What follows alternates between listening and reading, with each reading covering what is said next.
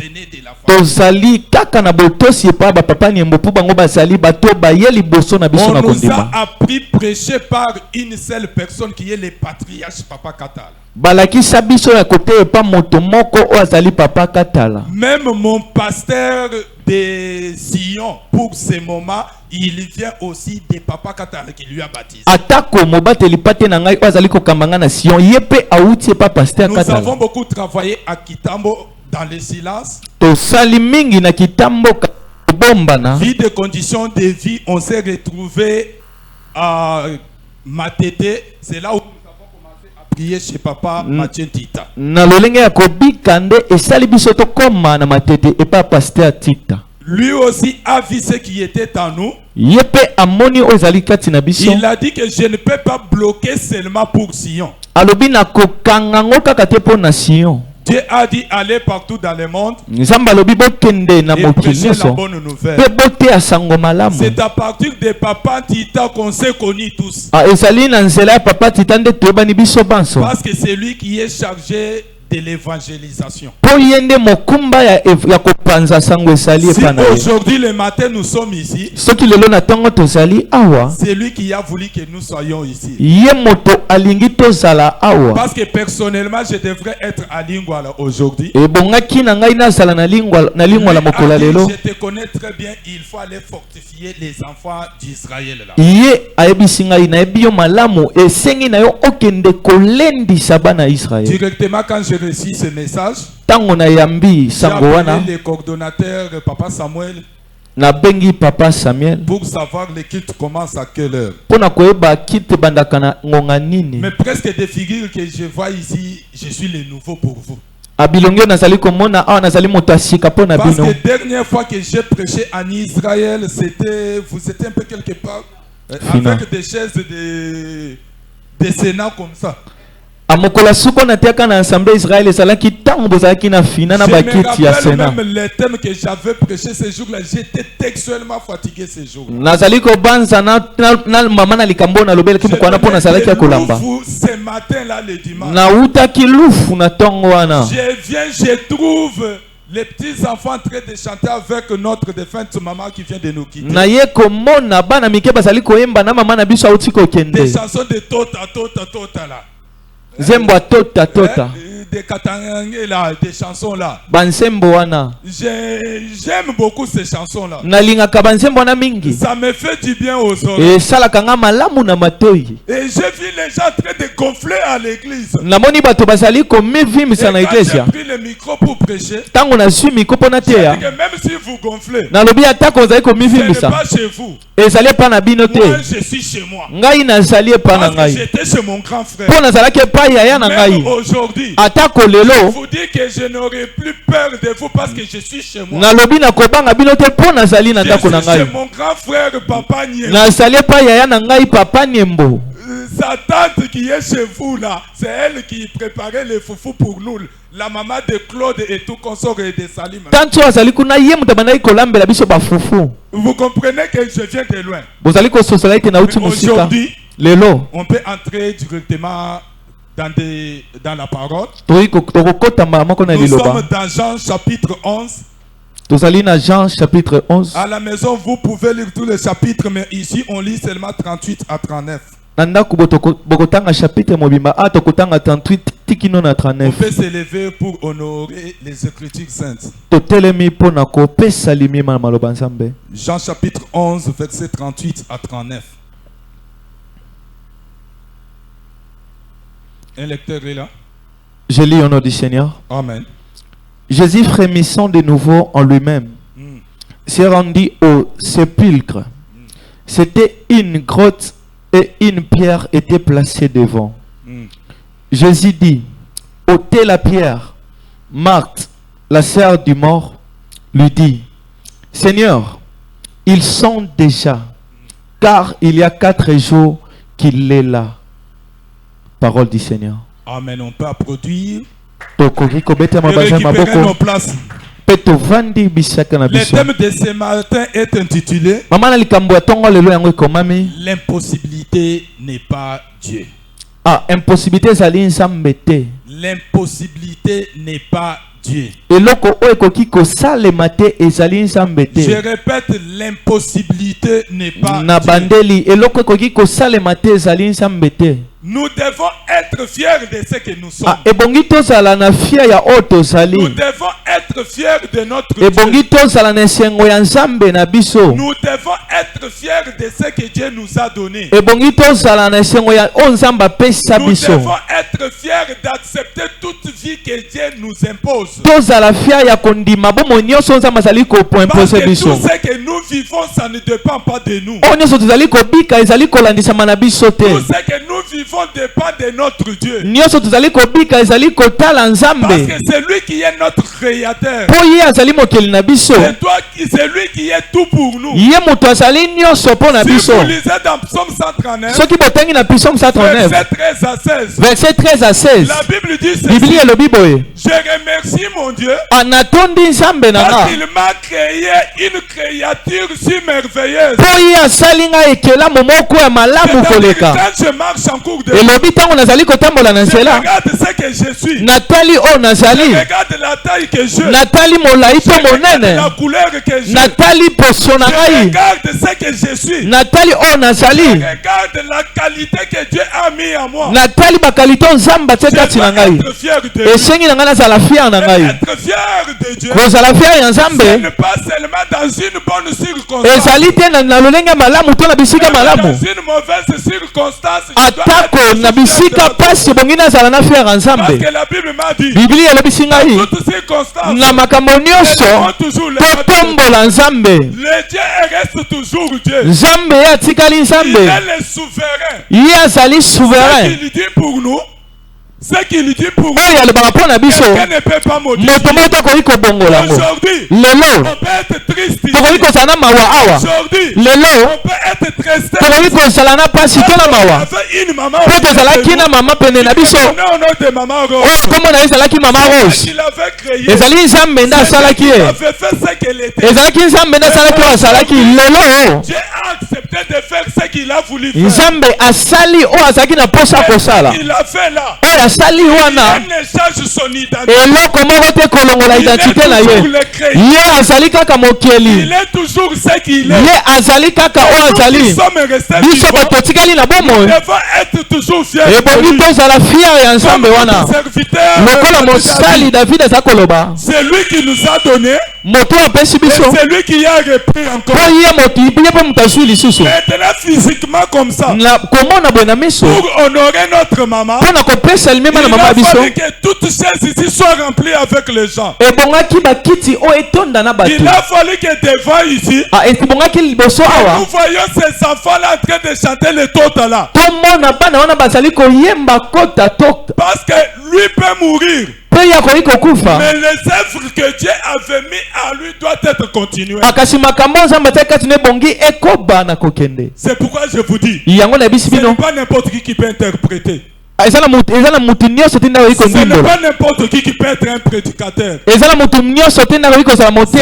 C'est une grâce que Dieu nous a Wana donnée. ezali ngolu oyo nzambe C'est apesaka biso. pourquoi nous allons être fiers de lui. Yango ebongi tozala fier na Je ye, dois être fier de notre Dieu. ebongi nazala fier na nzambe na Parce nga que les choses qui sont impossibles aux yeux des hommes mpo makambo oyo na miso ya bato ekoki kosalema sont te possibles à lui. epa nzambe ekoki Ce que kosalema. les gens trouvent difficile Oyo bato bazali komona pasi est facile à lui. ezali pete epa na ye. Pourquoi notre thème est Yango intitulé mama likambo na biso ekomami Impossible n'est pas Dieu. oyo ekoki kosalema te eza nzambe te, Impossible n'est pas Dieu. oyo ekoki kosalema te eza nzambe Si nous te. lisons dans le dictionnaire de Dieu, Soki totangi na dictionnaire ya nzambe, le mot impossible n'existe pas. mo oyo ekoki kosalema te yango ezalaka te. Amen, amen. Amen, Amen, amen. amen. Si on lit dans le dictionnaire de Soki Dieu, totali na dictionnaire ya nzambe, le mot impossible mo n'existe pas. impossible ezalaka te. Pourquoi le mot impossible n'existe Mpo na pas? nini yango ezalaka te? Parce qu'on appelle notre Dieu Mpo tobengaka nzambe na biso tout-puissant. nzambe atonda na nguya nyonso,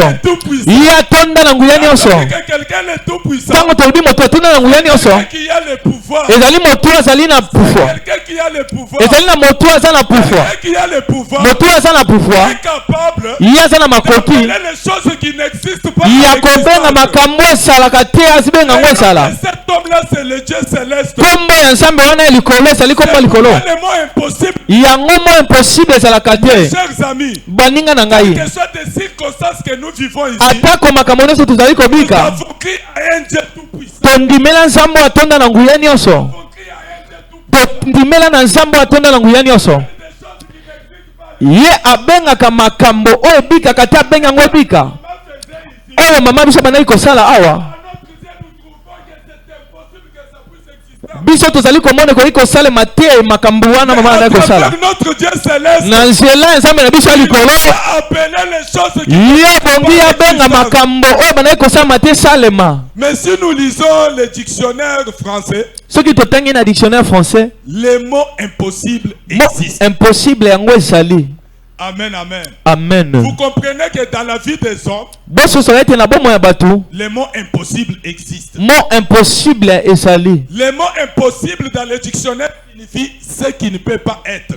Ah, mot impossible dans le dictionnaire ya français elengi koloba o ekoki kozala te. Or, ce qui ne peut pas se faire n'est pas de notre Dieu. Je ne sais pas si vous me comprenez.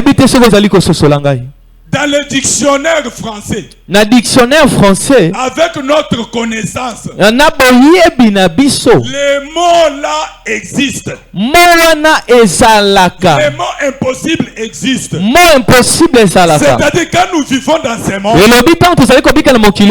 il y a des gens qui vont vivre les mots impossibles. Quand je parle des mots impossibles, ce sont des choses compliquées. Ce sont des difficultés. Ce sont des choses qui dépassent notre entendement dans le mauvais sens. Ce qui ne peut pas se faire n'est pas de notre Dieu. N'est pas de notre Dieu. Parce que nous avons dit notre Dieu appelle des choses qui n'existent pas à l'existence. C'est pourquoi le mot impossible n'est pas dans notre dictionnaire. Le mot impossible n'est pas dans cette église. Le mot impossible n'est pas dans nos familles. Parce que nous nous sommes référés à la puissance de notre Dieu.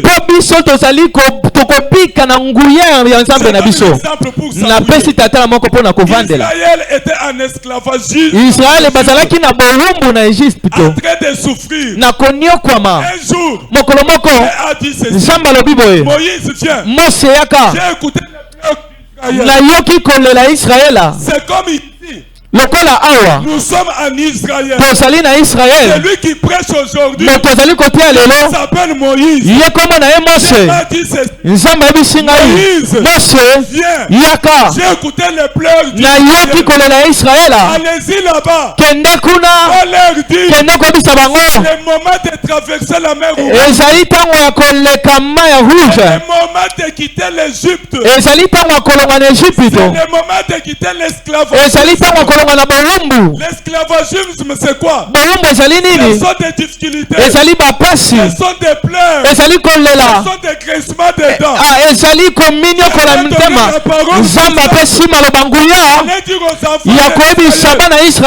Notre Dieu est le tout-puissant.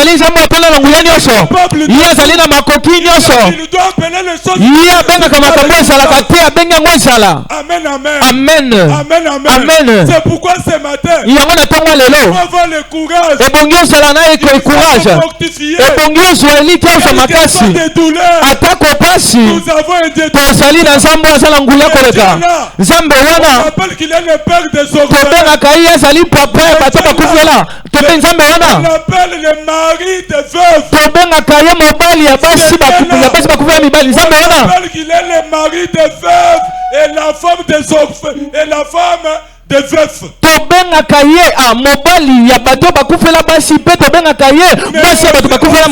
C'est comme ça. Nous trouvons que c'est difficile. Mais le Dieu qui m'a envoyé ce matin rendre des choses possibles.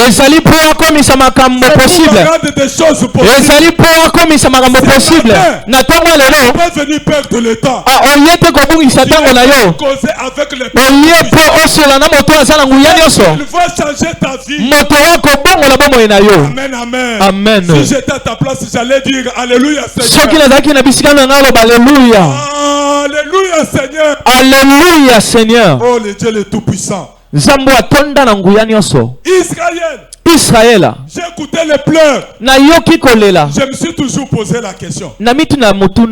Parmi tous les enfants d'Israël qui étaient à l'Égypte là, qui était allé demander à Dieu.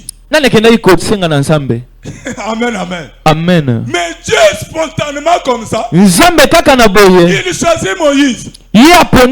Moïse qu'il choisit là, une personne qui a peur des Égyptiens.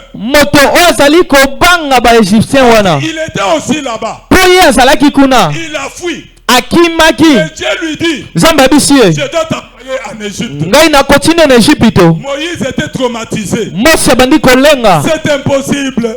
Moi je bégaye. Il n'y a pas moyen. Les enfants d'Israël ne faut pas avancer des raisons devant notre Dieu. Ce qui est arrivé est arrivé.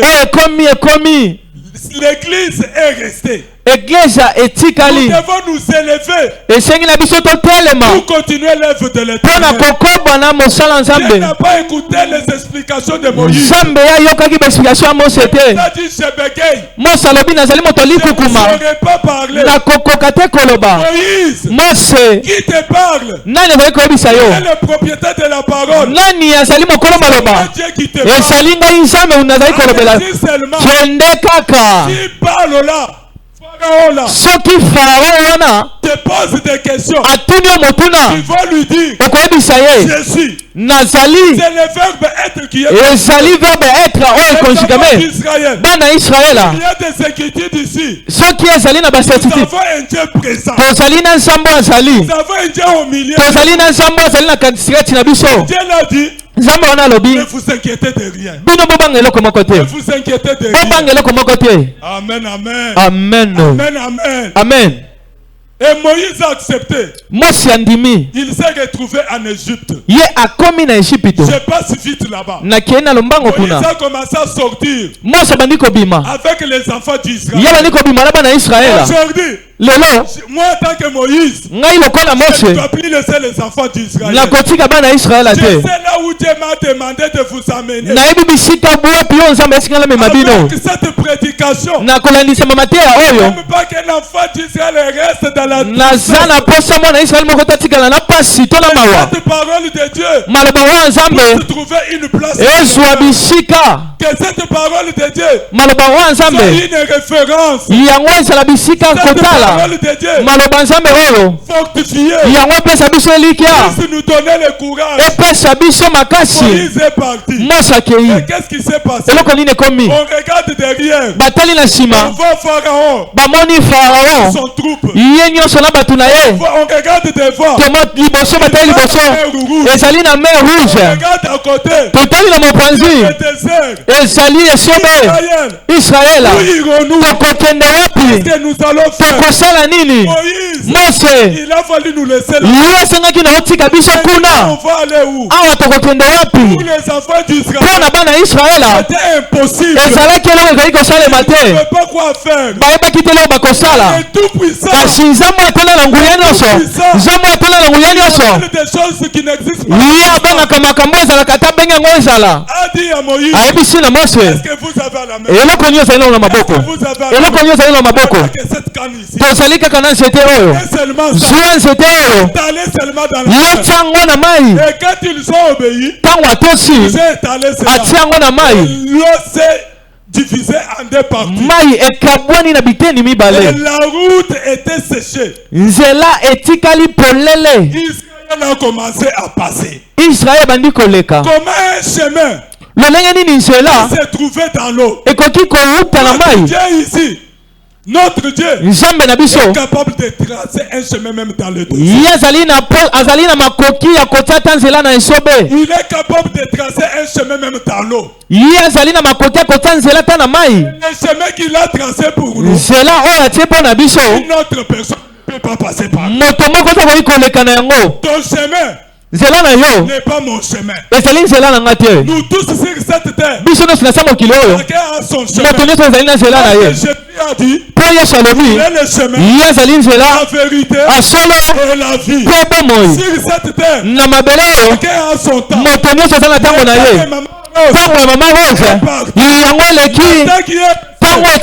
C'est notre temps. Si quelqu'un veut passer sur notre chemin, il ne passera pas. Il ne passera pas. Ce que Dieu a mis en moi, ce n'est pas ce qu'il a mis en toi. Il y a ton don. Si on met ensemble, c'est pour l'édification de l'église. On ne peut pas envier ce que moi je fais. On ne peut pas envier ce que maman Rose fait. Aujourd'hui, elle est partie. L'œuvre de Dieu peut s'élever pour jouer le rôle que maman jouait ici. Amen, amen. Amen. Amen, amen. Amen. Et Israël a traversé. Israël est qui? Pharaon avec son troupe. Il vient aussi pour passer. Le chemin des enfants de Dieu, ce n'est pas le chemin de nos adversaires. Quand il voulait suivre Israël, Dieu a dit encore à Moïse, étale encore cela. Moïse a fait cela. Pharaon avait son dans l'eau. Amen, amen. Amen. Amen, amen. Amen. Tous ceux qui poursuivaient les enfants d'Israël. Tous ceux qui combattaient les travaux de Dieu en Israël.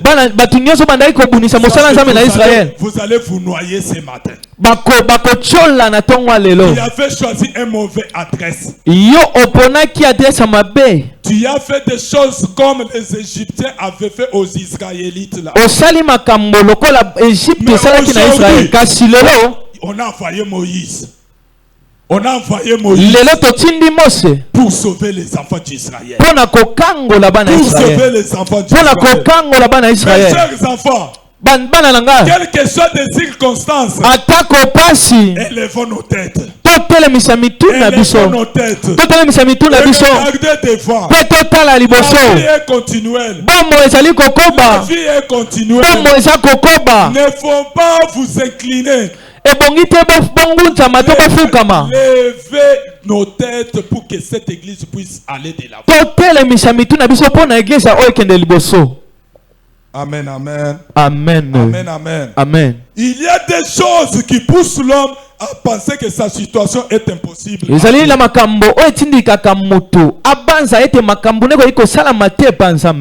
C'est comme Israël là. Il avait trouvé que c'était impossible. Il y a aussi un homme de Dieu au nom de Pierre. Un pécheur spécialiste. Mais il a péché toute la nuit. Il n'a rien trouvé. Et le matin, il voit quelqu'un devant son pirogue. On pousse ça, je vais entrer. Il a obéi. Et Jésus est entré dedans. Je vous dis, mes chers amis, il y a une parole que Pierre s'est adressée à Jésus. Quand Jésus lui dit, je te filé, Pierre a voulu montrer son intelligence.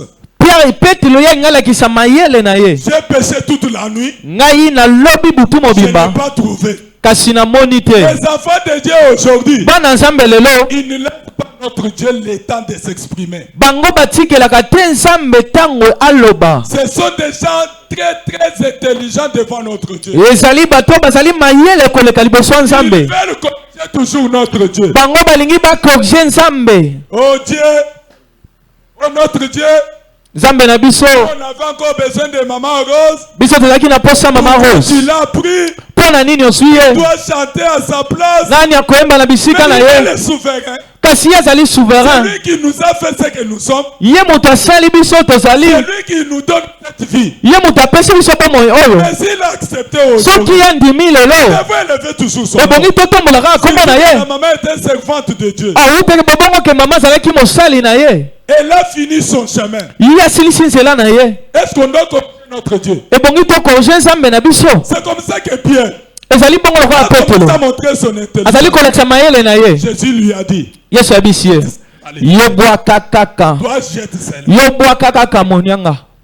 Pierre le regarde. Petelo ayebisi atali, Si je suis mon intelligence soki nasaleli et mayele que nanga je jette le filet ici, mpo nabwaki file je awa n'attraperai rien. nakozwa eloko te. Mais par ta parole, kasi na maloba na yo, par ta parole, kasi na maloba na yo je te nakobwaka. Qu'est-ce que je veux dire par là? eloko nini nangi loba wana? Pierre, quelle que soit son intelligence, petelo atako mayele na en ye fait de compte, il s'est rendu que c'est la parole de Dieu qui sauve. na suka nango ya sosoli eza maloba nzambe nde ebikisaka. Quelles que soient tes difficultés, atako pasi il faut savoir que tout partira, mais c'est la parole de Dieu qui reste. ebongi oyeba nyonso ekoleka kasi maloba nzambe nde ekotikala seko na Toutes seko. choses que nous voyons makambo ici nyonso tozali komona awa étaient créées par la parole. yango eke esalamaki na liloba. Même la mort, atako kufa Dieu peut venir aujourd'hui. nzambe akoki koya lelo Il dit, toi mère, alobi yo kufa tu dois mourir.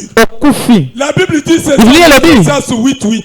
elobi boye na eklesiasi Il 8:8 mettre des souffres de sa vie. moto moko te azali maître ya bomoi na ye. Mettre des souffres de vie. moto azali maître ya bomoi ya bato ezali nzambe atuna na nguya nyonso. S'il a mis les points, soki atie il point n'y a pas quelqu'un qui peut mettre la virgule. ezali na moto moko ta kotia virgule. C'est des choses-là makambo mibale qui oyo nous fait voir que nos situations sont difficiles. ezali kolakisa biso ke makambo na biso ezali pasi epa nzambe na biso. Première chose, eloko ya yambo la réalité présente. ezali makambo tozali kobika lelo. La réalité présente. makambo oyo tozali kobika lelo. Qu'est-ce qu'une réalité présente pour Israël? eloko nini ezali makambo tozali kobika lelo mpo na israela? Nous sommes tristes, toza na mawa, nous sommes souffrants toza na parce pasi que nous avons perdu notre maman. mpo tobungisi mama na biso. C'est tout à fait normal. wana ezali normal. Dans les corps comme ça, na nzoto boye il y a des séparations. ezali na kokabwana, Ça fait mal au cœur. esalaka pasi na Mais ça motema. ne change pas notre Dieu. wana ebongoli nzambe na biso C'est te. une réalité présente. ezali lolenge ya kobika Pour sikoyo. les chrétiens, biso bakristo on ne peut pas se limiter seulement à une réalité présente. esengi na biso te tosuka kaka na lolenge ya kobika oyo ya Dans sikoyo. la vie, na bomoi nous avons des tableaux. tozali na batablo Nous avons mibale. un tableau de la réalité. tozali na tablo ya makambo tozali Et nous kobika. avons un autre tableau de la vérité.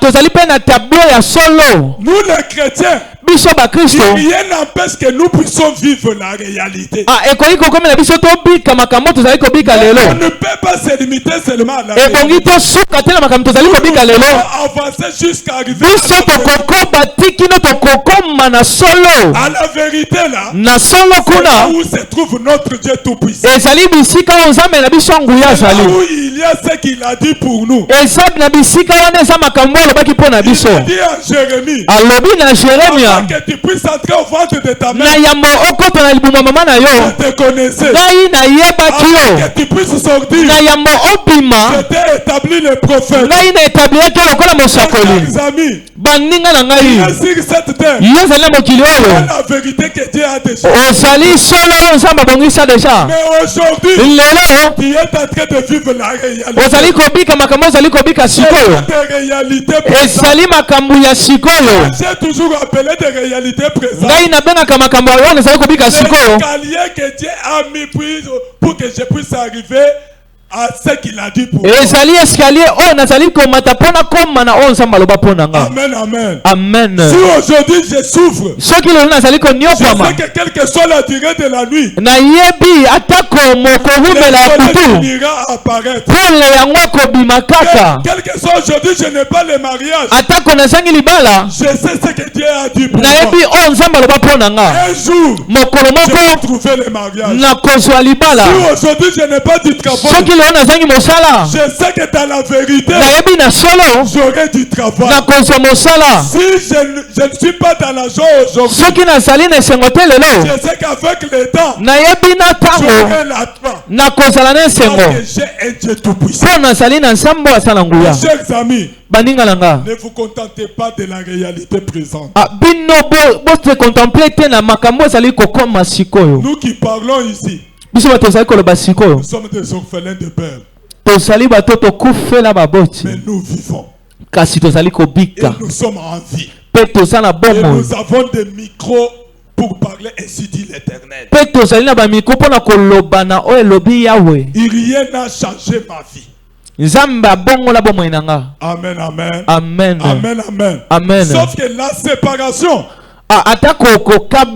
fait mal au cœur. Et ça la capacité na motema. Amen, amen. Amen. AVC. Parce que bisoba congolais totambolaka déjà na AV déjà et tika la karani. C'est pour que toko mabanan. AVC. Il faut éviter l'être sewana et ya ko s'ajouter. Amen. Amen, amen. Amen. Les enfants de papa Nyemo, qu'est-ce que je peux dire? Bana papa ni monaringo ce que vous vivez maintenant, ce sont des réalités. Ce que vous vivrez demain, ce qui est aujourd'hui, ça sera une histoire. Ça sera une histoire. Parce que dans la vie humaine, chaque personne a une histoire. Ce que vous vivez maintenant, c'est le début d'une histoire. Le début d'une histoire.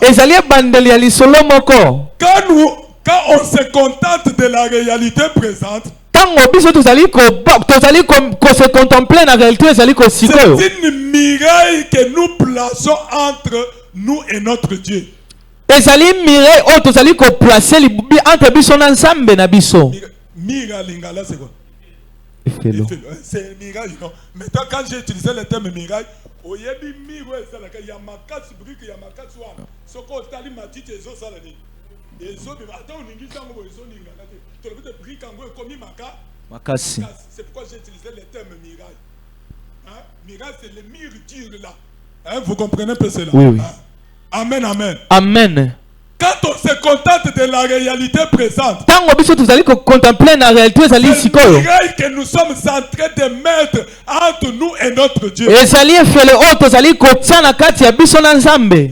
ce qui nous pousse à croire maintenant que notre Dieu est impuissant de faire quelque chose. Quand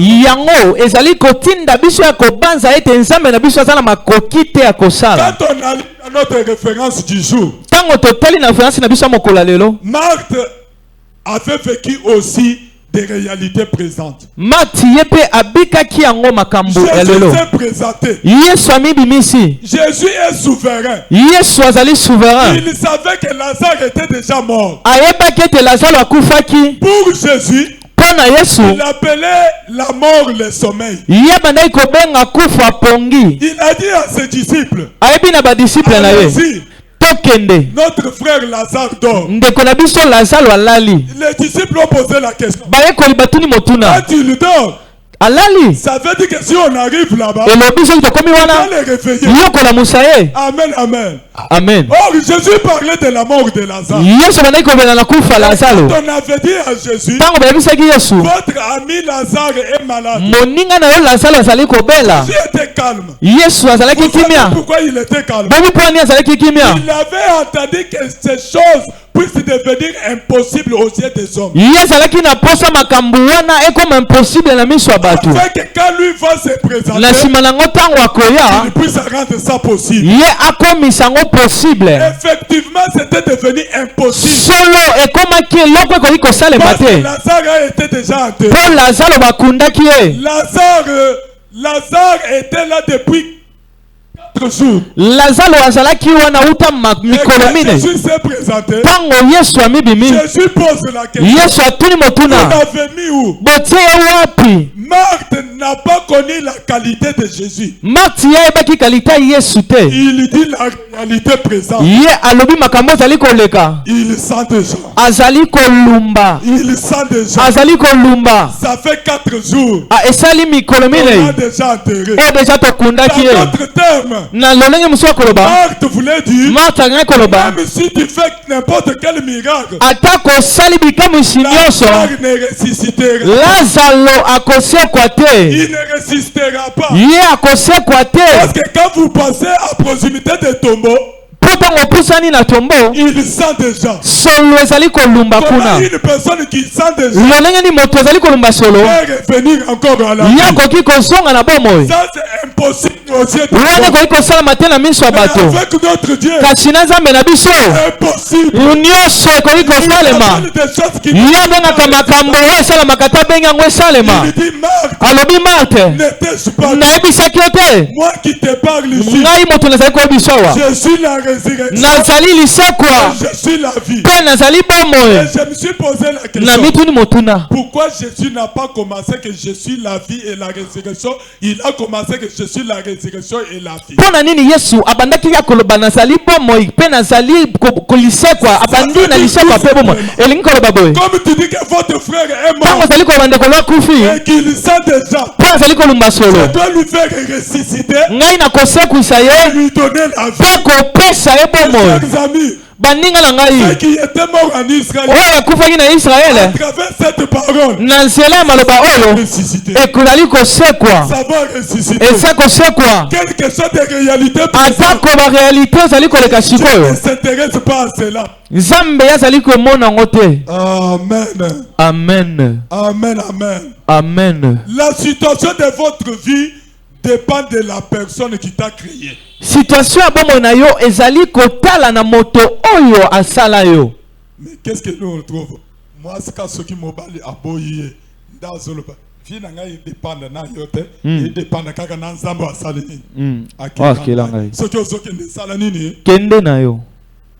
Quand on est avec des pensées négatives, c'est là où on doit tous s'appuyer à notre Dieu. Tango tozali na makanisi ya mabende toyaka kosapuye pa Nzambe. Mais quand on est dans la joie, Tango tozali na esengo. notre Dieu ne dépend pas de notre vie ne dépend pas de Dieu. Bomoi na biso ezali kotala te o Nzambe Là, alobi. je dois aller danser ndombolo. Wana bongi na bina ndombolo. Je dois aller danser 207. Wana bongi na bina Je dois 207. aller danser Fumamwela. Wana bongi na bina fumba mwela. Notre vie ne dépend pas de notre Dieu. Wana ezali kotala te Nzambe na biso. Quand on est souffrant, Tango tozala pasi. nous avons perdu des maris. Tango tobongisi mobali. Nous avons perdu des femmes. Soki tobongisi basi. Nous avons perdu des enfants. Soki tobongisi bana. Notre Dieu Nzambe na biso. qui est souverain. Ah ozali Nzamba mawa. Toi qui donne. Yo moto Ma opesaka. vie dépend de toi. Ah bomoi ezali kotala na yo. De la mort. Wana ezali kobanga kufa. De la mort. Wana ezali kobanga Dans kufa. toutes circonstances, Na bomoi nyonso. élevons toujours les Totombola kaka Nzambe. quelle que soit la situation pour la réalité présente, Atako réalité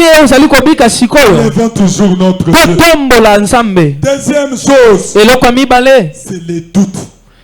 ezali badoute. Tu ne sais pas doute en lingala. Où est des doutes en lingala? Tembe. Tembe sili. Kolo yesu alongi. Si vous Tembe. chantez, là vous chantez, vous nous obligez nous de danser là. Wana bozali koyemba bozali koblige biso Quand tu tobina. es devant un problème, toi le chanteur là. Yo moyembi tango ozali liboso ya likambo. Tembe. Tembe mati. Quand tu doutes, Tango ozali kotia tembe. tu dois voir que toute chose demeure toujours impossible. Okomona makambo nyonso ezali kokoba kaka impossible. Il y a des philosophes qui ont douté la présence de notre Dieu. Ezali na ba philosophe o bango batia tembe na bosalisami ya Nzambe na biso. Il y a des cartes de philosophes qui ont douté l'existence de notre Dieu. Ezali na ba philosophe o bango batia tembe ke Nzambe existaka te. Il y a des Jean-Paul Sartre qui ont douté l'existence de notre Dieu. Ah, ezali na ba philosophe o baduta ke Nzambe Et existaka. René Descartes a dit notre Dieu n'est pas le vrai génie. Ye lobi Nzambe na biso azali génie ya solo te.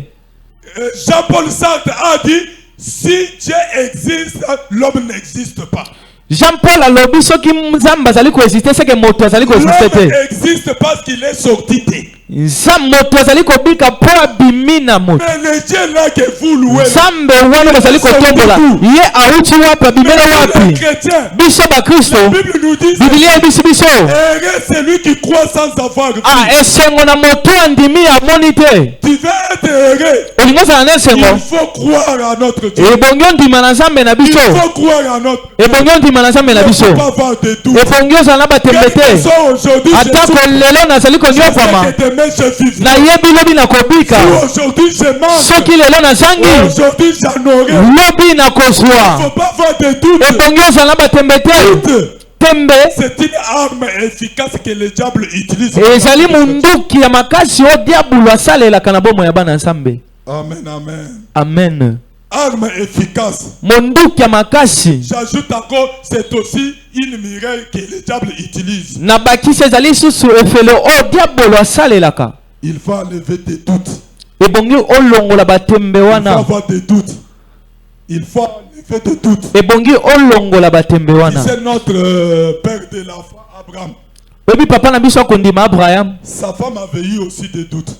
Mwasi na yeye pa kotaki na batembe. Son mari a vu 3 hommes de Dieu passer. Mobali na moni basala Nzambe misatu koleka. C'était presque la fin de sa vie. Ezalaki suka bomo na ye. Il est allé se reposer sous l'arbre. Ya ake kopema na nzete. Il voit 3 serviteurs de Dieu passer. Amoni basala Nzambe misatu bazali koleka. Abraham a dit. Abraham alobi. Dieu ne me passe pas.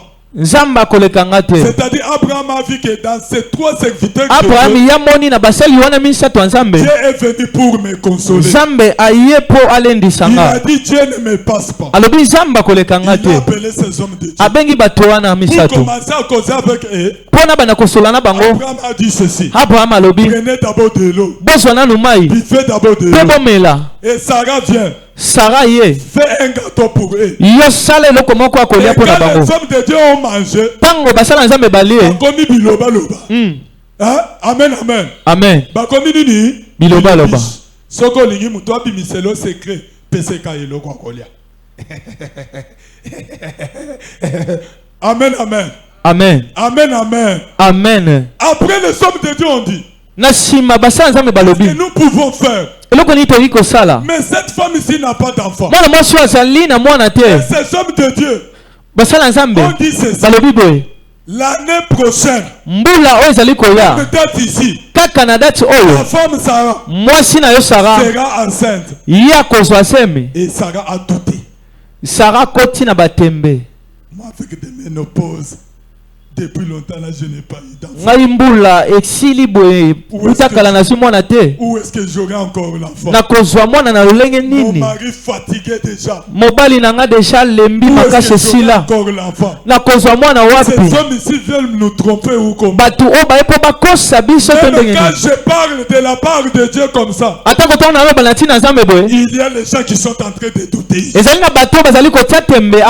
quand tu doutes cette parole, bango bate bayaka ka koyebisa biso bongo bango bayaka kotea bongo changera na vie na biso exacte ce sont des doutes ezali tembe ozali kotia mais aujourd'hui lelo croyez au Seigneur Jésus obondima Yesu Kristo croyez à notre Dieu bondimela Nzambe na biso yazali Nzambe nguya yebongesa lelo komoko na tongo lelo bolongola tembe na bomoi église oyo ekokene mosika église oyo ekofuluka église oyo atako ozali konyokoma lelo lobi bokokota na esengo po biblia elobi ezali na ntango mpo na nyonso ezali na ntango mpo na kolela ezali na ntango mpo na koyemba ezali na ntango mpo na konyokoma ezali na ntango mpo na kosepela ezali na ntango mpo na kolinga ezali na ntango mpo na kobuka Nzambe wana azali kolobela azali Nzambe ntango ayebi nyonso tozali kobika awa po atindi biso awa ezali pona kotika kimia donner la joie. ezali pona kopesa esengo Là ici, soki ozali awa et recevez la joie de notre yamba esengo nzambe na biso ici. soki ozali awa Recevez la joie de yamba esengo nzambe na biso soki ozali awa recevez la paix de yamba kimia nzambe na biso tout cela. bato nyonso wana Force au nom esalama na nkombo ya Yesu Kristo. que celui qui a des oreilles pour écouter, Moto oyo alenti mpo ayoka, celui qui a un cœur pour consentir, moto oyo azali na motema mpona ko tous pour la parole de Dieu. abetela nzambe maboko. Amen, amen. Amen. Amen, amen. Amen. Je ne peux pas quitter devant ici nakoki kolongwa awa te na etumbele oyo sans saluer ma mère que j'ai vu entrer. na mbona apesa mama na ngai basalutation akoti. Elle m'a toujours réussi à Macédoine qui était la Odyssée. Elle m'a toujours réussi quand j'étais à la Odyssée, appelée aujourd'hui Macédoine. Ye abandaki koyamba ngai ntango nabandaki koya na Laodicée oyo tozali kobenga o Macédoine sikoyo. C'est une maman qui a pris du temps avec notre serviteur de Dieu qui nous a déjà quittés. Azali mama oyo azwi ntango vraiment ebele na mosala nzambe aotaki kokite biso. Tout respect, maman Nzambe apambola. Na botosi nyonso mama nzambe apambola. Basa ba mama bayebi biso malamu. Soki toza na nzela bayebi te oaza mwana na biso ya yepe ko. Sans oublier aussi papa na biso JP. Na bosani te papa Jean-Paul. Ah, ce sont des gens qui connaissent très bien. Ezali bato bayebi nga malamu. Basa ba pakao to bousculer na bango. Na lobi bopusa na kuna. Moi aussi je vais trouver une place. Hein? Vous comprenez très bien. Et aujourd'hui Yope nazalaki mopaya à partir ya lelo na komi motu yakala telema siko bisika ozwami. Il y a des choses que nous allons prier. Ezana makambo mibale tokobondela. Que Dieu puisse nous faire quitter dans la réalité présente. Nzambe alongola biso na réalité oyo ezali sikoyo. Deuxième chose, on doit prier que Dieu puisse enlever des doutes qui sont en nous. Ya mibale tokosambela